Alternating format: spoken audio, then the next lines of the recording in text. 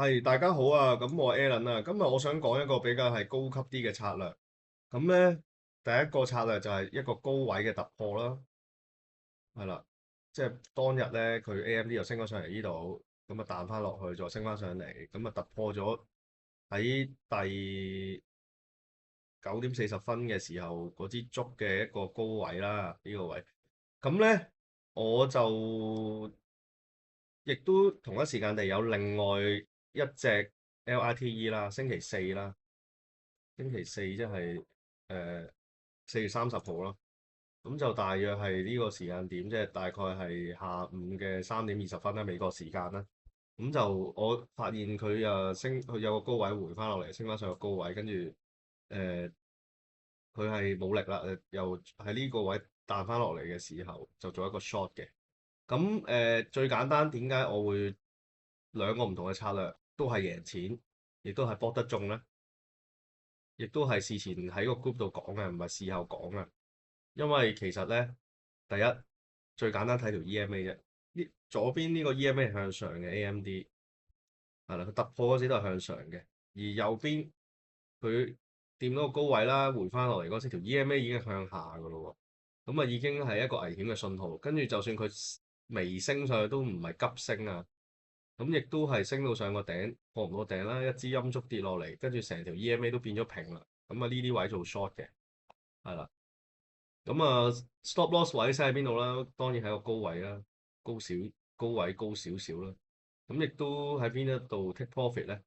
我哋係可以 target 一個 VWAP 嘅，亦都係 target 一個支持位，或者係 target 一個50 SMA 嘅。咁呢個圖我冇啦，咁啊，但係50 SMA 就啱啱好喺呢啲位度啦。咁啊個 risk to reward 都唔錯嘅，都大過1:1，甚至乎係大約1:2度嘅。咁至於 AMD 啦。咁我呢度入場啦，突破都係高位啦，亦都係比較係個成交量，佢呢度已經係佢呢個位突破嘅點係呢支竹啦，佢亦都係曾經升穿咗啦，亦都係低成交量地回翻落嚟，變咗一支劍咁嘅針啦，咁啊低成交量嘅，爆上嗰啲好高成交量嘅，跌落嚟嗰時低嘅。係啦，咁啊睇埋1分鐘圖咧，會更加清楚咯。咁啊，亦都係事後佢個成交量係增加翻上去嘅。係啦，咁啊當日去到呢個高位嘅時候，成交量激增，跟住又激烈下降。咁大概喺呢啲位咧，就賣出呢啲 candle close 嘅時候賣出咧，就都係一個比較好嘅出場位。咁我自己就係喺突破高位呢一刻買入啦。咁價錢係358.35左右啦。咁啊，我亦都係喺362嗰度賣出嘅，係啦。咁啊，亦都大概1%啦呢個 trade。咁睇翻 LITE 啦，咁佢亦都係有超過1% 嘅利潤嘅。我呢度 short 啦，915左右啦。咁亦都喺呢一度 take profit 啦，901啦，大概1% 嘅呢兩個 trade。咁啊，除咗 EMA 之外咧，有啲乜嘢可以令你決定去做一個買，即係突破高位嘅時候買升或者做一個反手咧？咁啊，當然係 level two 啦，level two 係十分緊要嘅。咁當日發生咩事咧？咁我就要開翻個 level two 出嚟啦。咁啊，首先開 AMD 出嚟先啦。咁當日係大約係呢啲鐘數已經開始要留意定啦。大概係12點20分啊嘅時候咯，咁佢突破唔到個高位啦，但係都唔緊要嘅。呢啲位咧就可能有啲人咧急咗，即係可能啲比較新手啊或者係咩，咁佢就俾人套咗一波，跟住嚟到呢度 stop loss 咗咯喎，又驚得滯喎。咁我哋俾啲耐性，真係突破咗個高位先至去思考嘅，係啦。咁啊，當日係星期五啦，咁啊呢度個 level two 就AMD 啦。咁啊，亦都當時嘅情況底下，360有大單啦。咁呢個356都係一個細單，亦都係升穿咗，加上去後加嘅呢一個大，就唔係話特別大啦，因為上面嗰啲比下邊嗰啲大啦。整體嚟講係啦。咁啊，你會見到係咁嘅個分佈，即係呢度點都一定大過呢度啦。咁我大概食嗰個 range，我預計佢都係行到2%嘅啫，最盡即係行到嘅位係去到呢度、呢度同埋呢度，咁你對比下嗰個區間邊邊多啲啊？咁360好大機會都到到啦。咁亦都365有大單啦，363.5有大單啦，362、361都有大單啦。咁樣，所以覺得 AMD 咧，我係會偏向做一個高位突破嘅，係啦。咁啊，至於 LITE 啦，星期四嚟嘅，咁啊星期四因為呢個係可能佢計咗香港時間啦，總之就上午3點40分啦，係啦，咁 play 啊，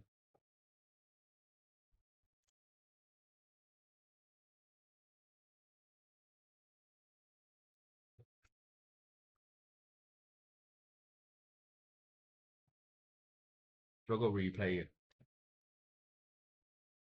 當時咧 LITE 咧就發生緊啲咩事啦？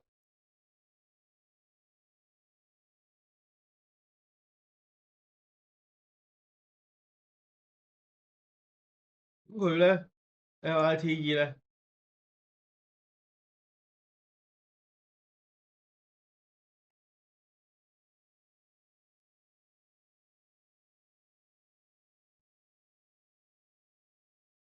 3點20分唔係3點40分，3點大約係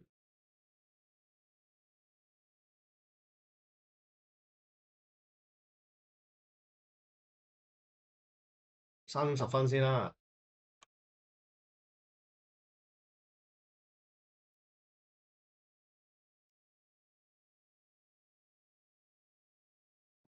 嗱，咁大家見到咧 LITE 咧3點10分嘅時候咧，就喺度上升緊啦，即係嘗試測試嗰個前高啦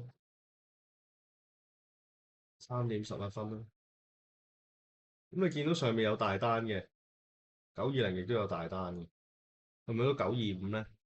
就係一個疑問嚟嘅，其實，因為當日已經行咗成日個 ATR 嘅，大部分亦都係臨近收市嘅時間。920我就覺得有信心去到咯，當時嘅判斷。925個單係大，亦都但冇920咁多，亦都同下邊嗰啲即係都差唔多啦。3點17分，即係嚟到大概呢啲位啊。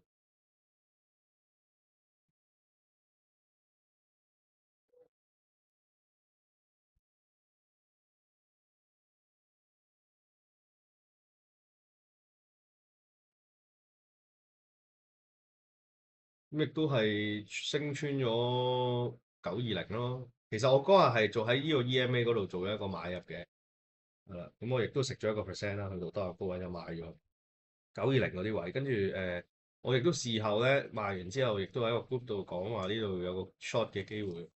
咁啊，亦都係呢三口 trade 都係贏錢嘅 AMD、LRT 掂到20 EMA 嗰度買升，跟住之後再做一個沽空咁樣嘅。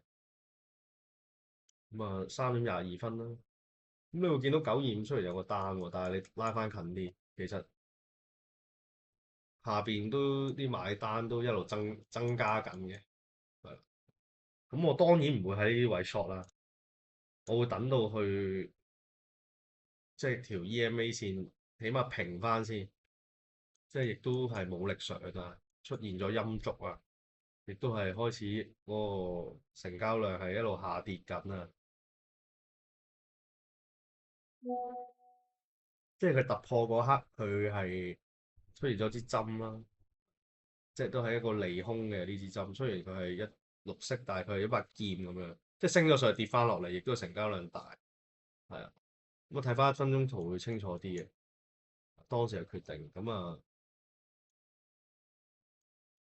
雖然上面有大單咯，但係佢去唔到嘛，咁你淨係睇呢一即係呢一 part 同埋嗰個EMA。有時咧 level two 咧，即係佢都冇可能發生嘅嘢，即係升唔到上去925，咁你可以有時有個直覺，你見到下邊大單一路升翻，咁你915大概呢啲位 short 係啦，915呢啲位 short，咁你上面嗰啲已經去過啦嘛，佢一路加上去噶嘛，佢唔係事前本身已經有嘅，咁啊大家可以留意多啲嘅，即係唔係一本通書睇到老嘅，唔係話即時即刻你要安實嘅成個情況。第一生又大單啦，係越嚟越大添啦，咁啊亦都係呈現一個下跌嘅趨勢啦。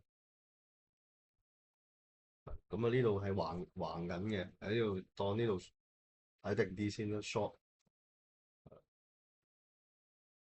大概呢啲位咯。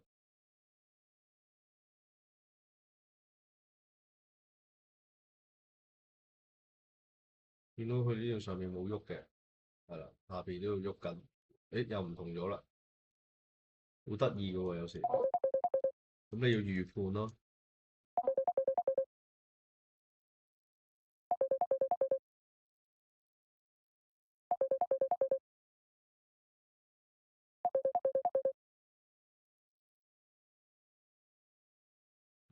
跟住就一路等到去50分啦，見到啲即係開始變啊啲 level two，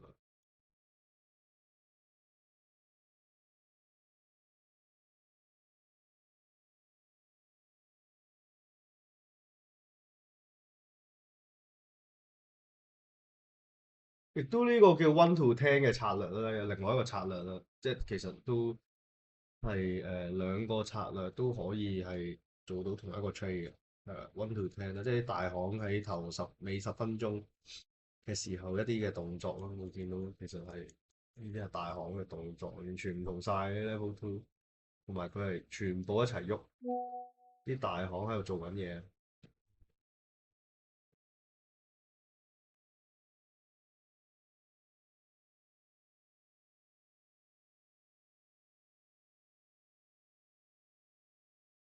咁啊，差唔多食夠1點幾個 percent，其實唔好貪心，已經要即係 RR 大過你嗰個 risk 就 OK 㗎啦。呢度 B 嘅，即係呢啲係直覺咯。當時就我嘅直覺係咁樣做，因為我都亦都成日做交易，亦都有人望好多圖。咁我依家都係事後解釋翻啫，但係要訓練到個直覺咧，就唔係咁容易嘅，亦都唔係靠我事後解釋嗰啲嘢，係要不斷靠去睇圖啊，個思維上面點樣諗嘢啊，咁你多啲數據啊，亦都係多啲工具去做到嘅。咁啊，今日分享去到呢度，多謝晒大家。誒，咁啊，想講埋少少啦。另外，我都有個課程嘅，咁就亦都可以去講一講啦。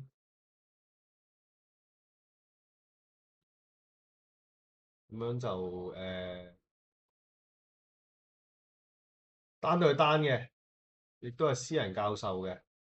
咁個好處咧，因為其實我 trade 都一口都我 risk 1000 USD 一個 trade 都平均誒，我諗 edge 10零20個 percent 啦，其實都賺緊200幾美金。即係我就做呢樣嘢就唔係為咗係主要係賺錢為主啦，主要係想幫到其他人啦。